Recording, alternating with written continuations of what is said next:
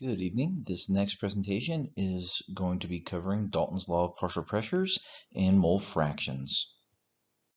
We'll first look at Dalton's Law of partial pressure, which states that for a mixture of gases in a container, the total pressure exerted is the sum of the pressures that each gas would exert if it were alone. It has an equation: total pressure is equal to the pressure of gas 1 plus the pressure of gas 2 plus the pressure of gas 3, so on and so forth. You can see this illustrated in the picture. We have a constant volume for each of the three cylinders. We have a different number of particles on the inside, and they're counterbalanced with weights forced down due to gravity, which is keeping the pressure constant. So you can see as we increase the number of particles in each of the chambers, on the left we have a 4 particles to 2 weight ratio. We have 10 particles in the middle versus 5 weights, and we have 14 particles versus 7 weights on the right. So we still have a 2-to-1 ratio. We have a constant volume, but in order to account for that extra pressure on the inside that would be pushing up, we had to add more weights as a counterbalance. Okay, so we're now going to look at an example problem here. So we have 27.4 liters of oxygen gas at 25 degrees Celsius and 1.3 atmospheres, and 8.5 liters of helium gas at 25 degrees Celsius and 2 atmospheres were pumped into a tank with a volume of 5.81 liters at 25 degrees Celsius. So for this problem, you'll notice that I have a constant temperature throughout the system. So therefore, I'm going to use Boyle's law, P1V1 equals P2V2. So the first thing I want to do is calculate my partial pressure for oxygen gas. So I have, in this case, the 1.30 atmospheres multiplied by the 27.4 liters, and that is equal to the second pressure times 5.81 liters. So my partial pressure for O2 in this case is 6.13 atmospheres. And I'm getting that by just dividing both sides by the 5.81 liters. For my partial pressure of helium, I have an initial pressure of 2 atmospheres. I have an initial volume of 8.50 liters, and I have P2 and once again the 5.81 because they're both being placed inside of that new tank. So I can divide both sides once more by 5.81 liters. They would cancel, and my partial pressure for the helium is 2.93 atms. So to calculate the total pressure for both gases, according to Dalton's law, the total pressure on the system will be equal to the sum of the individual gases' pressures. So I'm going to add 6.13 atmospheres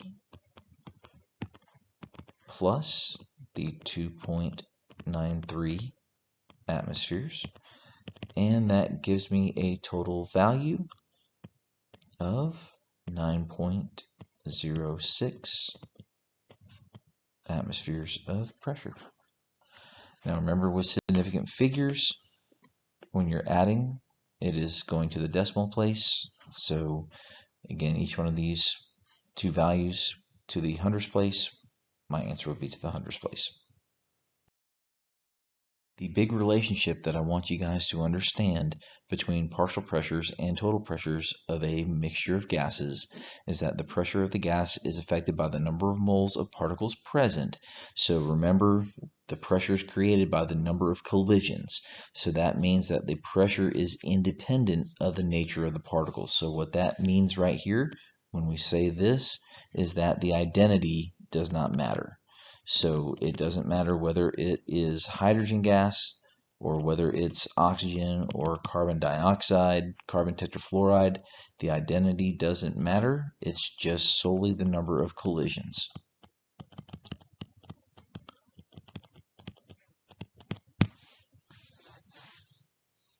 And you can see that within this diagram here, we have an external pressure of 8.4 atmospheres that's being pushed down to make the piston stay at that particular volume. So whether I have, when I look at this here, 5 liters, 20 degrees Celsius, 1.75 moles, whether I have 1.75 moles of helium or I split that up into H2, He, and Ne, I still have the same number of moles, or whether I do N2O2 and Ar, as long as I have the same number of moles at the same temperature and volume, I'm going to have the same total pressure on the system. Let's now look at a practical lab application of Dalton's law of partial pressure, which is collecting a gas over water. Many times in lab, we will run a reaction in a closed system, as the one you see here, by placing a stopper inside, and then I have a tube going through it that's open to the reaction vessel, but then it's collected underneath the water.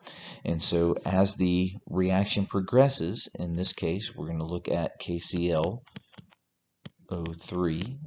decomposing into KCl and O2 gas.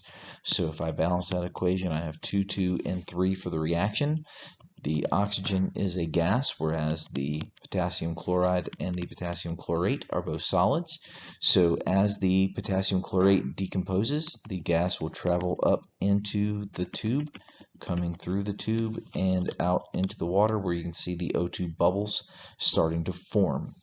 Well, one of the problems, though, is that any type of liquid system that is a closed system, like we have here in this jar, there are going to be water particles that will escape into the gaseous phase as well, i.e., they'll evaporate. And so we have to take into account just how much of the gas particles inside of that container are made up of water vapor particles as well. So whenever we do these types of problems, we need to determine the total pressure of the gas itself and not the mixture of the gases collected. So we have taken some time to go through and experimentally determine how much water vapor is present as a function of temperature, and we've recorded those values. So you'll get a water vapor pressure chart where you can have access to all the different partial pressures of the water vapor compared to the temperature. Now, I hope it will be logic for you, but as the temperature increases, the amount of water particles that are able to escape into the gaseous phase will increase. And so as you look down, going down the chart, as the temperature is increased, you can see that the amount of vapor pressure increases until it finally would reach the atmospheric pressure, at which point it would start to boil. So we're going to look at an example problem here, and I'm going to do this example problem on the next page, but just so you can kind of see what we need from the vapor pressure chart, I'll put the problem on here at the start. So I have a piece of sodium metal, reacts completely with water as follows. We have 2Na plus 2H2O forms 2NaOH and H2. The hydrogen gas collected over water at 25 degrees Celsius. The volume of the gas is 246 milliliters, measured at 760 torr. Calculate the number of grams of sodium that is used in this reaction. So what we're going to have to do here, the gaseous product is the H2 gas, as you can see. So what I need to do is see, this being my total pressure for the 760, I need to see how much of that 760 torr is the extra water vapor that is present in the atmosphere above the collection vessel. So I go to the 25 degrees Celsius and I find that the water vapor pressure is 23.756 torr. So just as a starting point, this is the only part that I'm going to do on this slide, since we have it, I would have the total pressure is equal to the pressure of the H2O plus the partial pressure of the H2. So I have 760 torr for my initial pressure equals the 23.756 plus the partial pressure of H2. So now when I subtract that off, I get my partial pressure of H2 equaling 736 torr. Remember, with significant figures, this part here would be more accurate than the 760 with just the decimal point, so I had to cut off after the ones place. So 736 would be my partial pressure of H2 that I'll use in the problem. Okay, so let's begin this problem. So for any gas stoichiometry problem, again, what you want to look at first off is, do I have enough information to calculate moles using the ideal gas law, or do I have enough to get to moles for the gas using stoichiometry? So in this case, I have 25 degrees Celsius, I have 246 milliliters, and I have the 760 torr for that total pressure. So again, we took that off and we put the 736 torr for the pressure of H2. So I have a volume, a temperature, and a pressure. I always have the R value. So based on the PV equals nRT, we do have enough information to solve for moles of the hydrogen gas. So I'm going to start off to get the N of the H2. And again, I stress it's the H2, but the information we're looking for will be the grams of sodium. So I'd have the PV over RT. So I would have 736 for the torr times the 0.246 liters, again dividing by 1,000 and converting that into liters, and then I would have the 62.4 liter torr per mole Kelvin,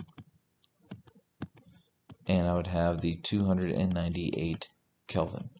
So the Kelvin temperatures cancel, the torr cancel, liters cancel, 1 over moles is what we have left, and when we plug that in and solve, we end up with 0.00974 moles of H2. So now at this point, I just have a standard stoichiometry problem. So I'm going to start off with the 0.00974 moles of H2.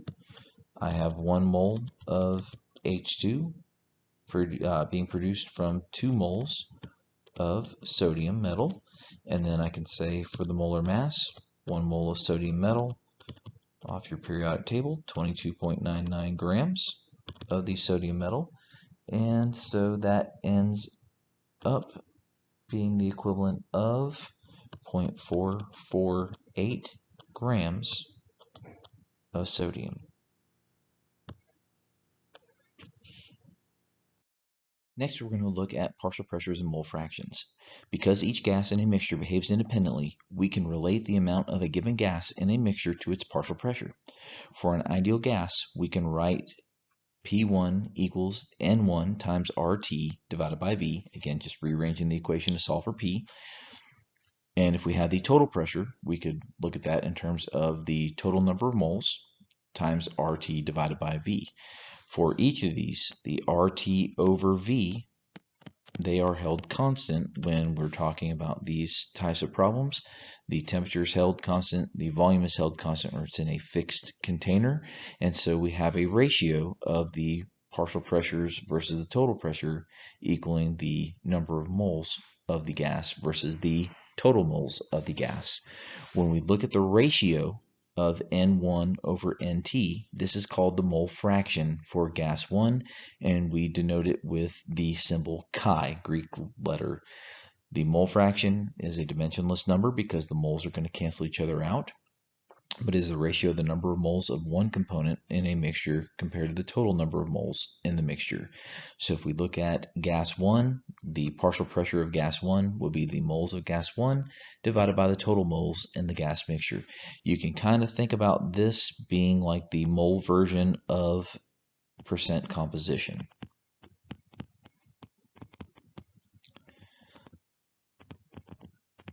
where we had the part divided by the whole times 100%. The only thing is, this will always be left as a decimal. You don't multiply it by 100%, so the greatest number you could ever have would be 1. So whenever we try to relate this to the total pressure in the system, what that allows us to do is take the total pressure and we can multiply it by the mole fraction for a particular gas, and I'm just going to call that A, and that will tell us the partial pressure for gas A within the system. So we're taking this equation here, having it equaling that mole ratio X, and we're just simply cross multiplying. So P total times the N1 over N total, again our mole fraction, equals the partial pressure of gas 1. So we're now going to look at a few example problems to show you how this all comes together. So in our first example, we have a study of the effects of a certain gases on plant growth. Requires a synthetic atmosphere composed of 1.5 moles of carbon dioxide, 18.0 moles of oxygen, and 80.5 moles of argon. Calculate the partial pressure of O2 in the mixture if the total pressure of the atmosphere is 745 torr. So I need to calculate partial pressure of just O2. So I look and I have 18 moles of O2, so that would be my numerator. So I have 18.0 moles of O2, and I'm going to divide that by the 18.0 moles. Don't forget to add in the gas 1. I have 1.5 moles for CO2, and I have 80.5 moles of argon. So when I look at that, my denominator, it adds up to equal 100. So I have a total of 100 moles. So 18 divided by 100 gives me a mole fraction for O2. That would be equal to 0.18. So now what I would then do is take the 0.18 and I would multiply the total pressure multiplied by the X of O2 to give me the partial pressure of O2. So I have 745 torr. I'm going to multiply that times 0.18, and we get a final answer of 134 torr for the partial pressure of O2. So the second problem that we have is you have 2.5 moles of hydrogen gas, 3.5 moles of oxygen gas, and 4.0 moles of nitrogen gas. What is the mole fraction for each gas? So the first thing that we want to do is figure out our total moles. So I have 2.5 moles plus 3.5 moles plus 4.0 moles gives me a grand total of 10 moles. So the mole fraction for the hydrogen gas would be equal to 2.5 moles divided by 10 moles. So that would be 0.25. The mole fraction for oxygen gas, I would have 3.5 moles divided by 10. So that would equal 0.35. And finally, the mole fraction for nitrogen, I would have 4.0 moles divided by 10. And that will equal 0.4 for my mole fraction. So those are my three answers. Again, everything should always add up to equal 1, just like the percentages would add up to equal 100%. So for part B, if the total pressure in the container is 800 millimeters of mercury, what would the partial pressure of each gas be? So in this instance, I'm going to take my total pressure and I'm going to multiply it by the X of the H2. So I have 800 millimeters of mercury multiplied by 0.25. So for hydrogen, my partial pressure would be 200 torr. For the next one, take the total pressure multiplied by the mole fraction of O2. So I have 800 millimeters of mercury multiplied by 0.35, and this time we would have it equaling 280 torr, and that would be my partial pressure of O2. And then finally, my total pressure times the mole fraction of nitrogen. So I'd have 800 millimeters of mercury multiplied by 0.40, and that would equal 320 torr. So if you remember Dalton's law of partial pressure said that the sum of the individual gases' pressures should equal the total pressure on the system. So 200 plus 280, that's 480, plus 320 equals 800. So it's just kind of a way you can cross-check to make sure that you did the problem correctly. Okay, so our last problem for this evening, we have 3 grams of hydrogen gas, 10 grams of oxygen gas, and 50 grams of nitrogen gas. What is the mole fraction of each gas? Unfortunately, we can't just simply take 3 and divide it by 63 by adding 3, 10, and 50 because of the differences in molar masses. So I had to calculate the number of moles first. So if I take 3.0 for my grams of H2, 1 mole of H2, 2.02 grams of H2, and that will equal 1.48, let's go with 19 for our moles of H2. I have 10.0 for my grams of O2, 1 mole of O2, 32.00 grams of O2, and that will equal 0.313 for my number of moles of oxygen. And then finally, 50.0 grams of N2, 1 mole, 28.02 grams, and that will give us 1.78 moles of N2. So for my mole fraction of each gas, again, my total number of moles, I'll write that over here. That would be 1.49 plus 1.78 plus 0.313. So I guess we could just go with 0.31 for that. And in the long run, I'll leave it there for now. And that will give us a total of 3.58 moles. So I can take each one of these, divide it by the 3.58,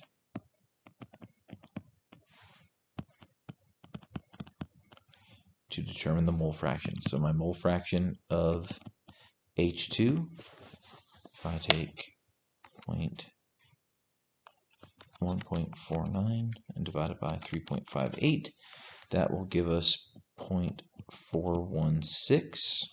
If we do 0.313 divided by 3.58, that equals, for oxygen, 0.087 and 4, and the mole fraction of N2, 1.78 divided by 3.58, and that gives us 0.497.